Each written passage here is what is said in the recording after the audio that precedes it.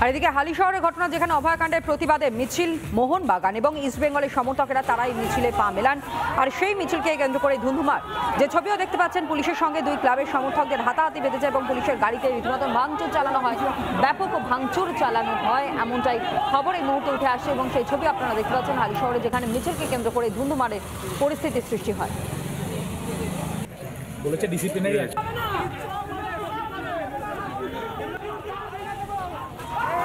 যখন ইস্টবেঙ্গল মোহনবাগানের যৌথ র্যালি চলছিল, তখন হচ্ছে গিয়ে লাস্টের দিকে আমাদের সঙ্গে আমাদের মিছিলের সংগতি জানিয়ে এক মেডিকেল রিপ্রেজেন্টেটিভ, একজন মানে চিকিৎসার সঙ্গে যুক্ত একজন দিদি এসেছিলেন, ঠিক আছে।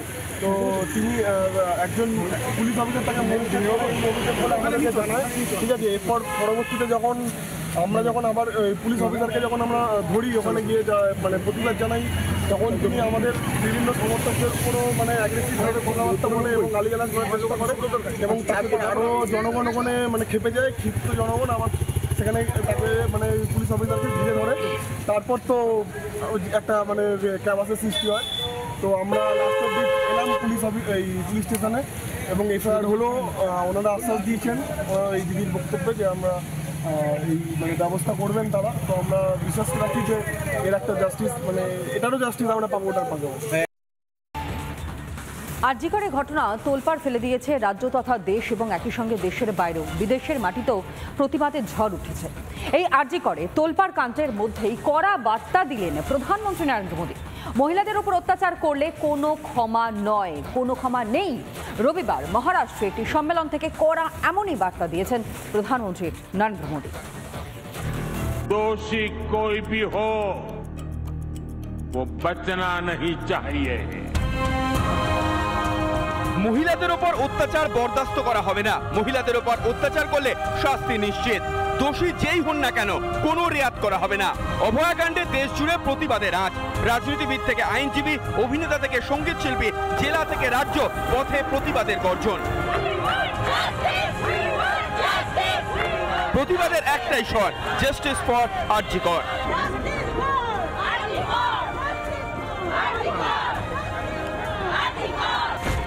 এই আবহে মহারাষ্ট্রের জলগাঁও থেকে মহিলা সুরক্ষা নিয়ে কড়া বার্তা দিলেন খোদ প্রধানমন্ত্রী নরেন্দ্র মোদী। महिलाओं के खिलाफ अपराध अक्षम्य पाप है। अस्पताल हो, स्कूल हो, दफ्तर हो या फिर पुलिस व्यवस्था, जिस भी स्तर पर लापरवाही होती है सबका हिसाब होना चाहिए। এর আগে ইএফআইআর এর পক্ষে সংসদে সওয়াল করেছিলেন কেন্দ্রীয় স্বরাষ্ট্রমন্ত্রী অমিত শাহ। आज EFIR से हर कोई कर सकता है, मगर कोई भी महिला थाने पर FIR करा सकती है, उसका संज्ञान भी लिया जाएगा और 2 दिन के अंदर ही घर पर आकर इसका जवाब लेने की व्यवस्था महिला पुलिस के साथ इस कानून को करेगा। এবার জলগাঁওয়ের সভা মঞ্চ থেকে একই বার্তা প্রধানমন্ত্রীরও।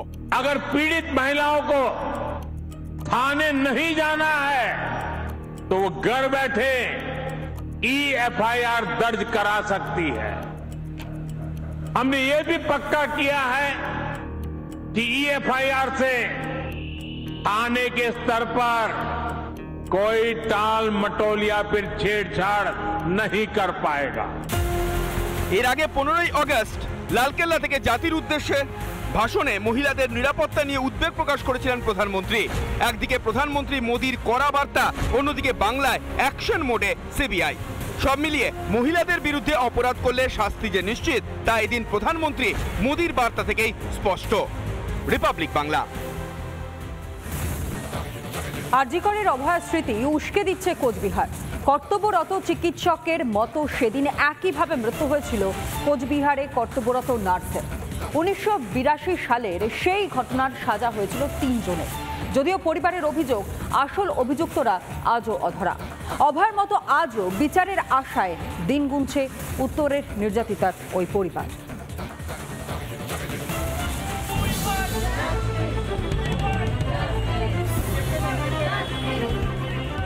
অভয়াকাণ্ডে তোলপাড় গোটা দেশ। আরজিকরে অভয়াকে ধর্ষণ করে খুনের ঘটনা উস্কে দিচ্ছে একাধিক স্মৃতি। সালটা 1982। অনেক দিন হয়ে গেল তখনও নির্যাতিতা হয়েছিল এক চিকিৎসক, অর্থাৎ চিকিৎসার সাথে যুক্ত একজন নার্স। কোচবিহার নিউ টাউনের ম্যাগাজিন রোড বাই লেনের বাড়িতেই জ্যাঠা কাকার সঙ্গে থাকতেন নির্যাতিতা নার্স। কোচবিহার হাসপাতালে কর্তব্যরত অবস্থায় মর্মান্তিক পরিণতি। অভয়ের মতো এই মহন্ত পরিবারের এক সদস্যকে ধর্ষণ করা হয়েছিল। ঘটনার কয়েক দশক কেটে গেলেও এখনো মেলেনি সুবিচার। বাবার কাছে বা কাকার কাছে, এদের কাছেই দিদি এখানে থাকতেন, এখানে থেকে তার কাজকর্মগুলো করতেন। পরিবারের কাছ থেকে যেটা শোনা যে সে সুবিচার পায়নি বা সেরকম কিছু বিষয়, মানে যাদের শাস্তিও হয়েছিল সেরকমভাবে ঠিকমতো শাস্তিও হয়নি, তাদের পরবর্তীকালে ছাড়া পেয়ে যাওয়া। ঘৃণ্য এই ঘটনার কড়া নিন্দা করে সরব নির্যাতিতার পরিবার। কোনোদিনই যেন এইরকম কোনো স্থানেই যেন এই প্রকার ঘৃণ্য কাজ কেউ না করতে পারে, সরকারকেই হোক আর যাকেই হোক না কেন, এটার পূর্ণ মানে সেফটি যেই সরকারই থাকুক না কেন পূর্ণ সেফটি তাদেরকে দিতে হবে, কারণ তাদের হাতেই আমাদের প্রাণ, তাদের হাতেই আমাদের চিকিৎসা। কেটে গিয়েছে অনেকগুলো বছর, আজও চোখের জল শুকোয়নি দক্ষিণ দিনাজপুরের মহন্ত পরিবারের। পরিবারের সদস্য ছিলেন পেশায় নার্স। কর্তব্যরত অবস্থায় তাকে খুন করা হয়েছিল। অভয়াকাণ্ডের পর সেই স্মৃতি আজও অমলিন।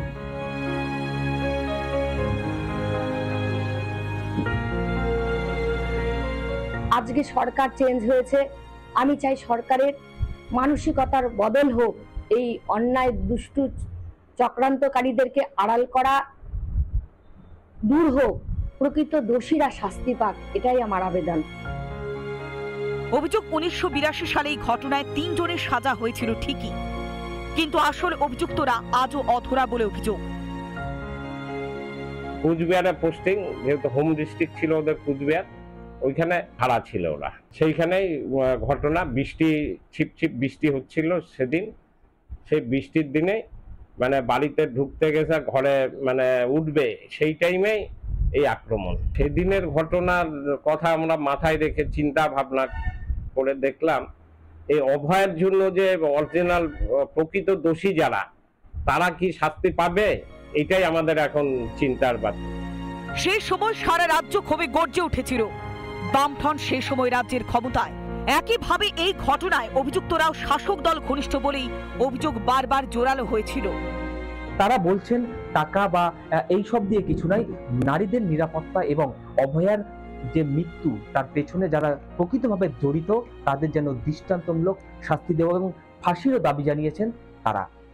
দক্ষিণ দিনাজপুরের বালুরঘাট থেকে রিপন ভৌমিক, রিপাবলিক বাংলা।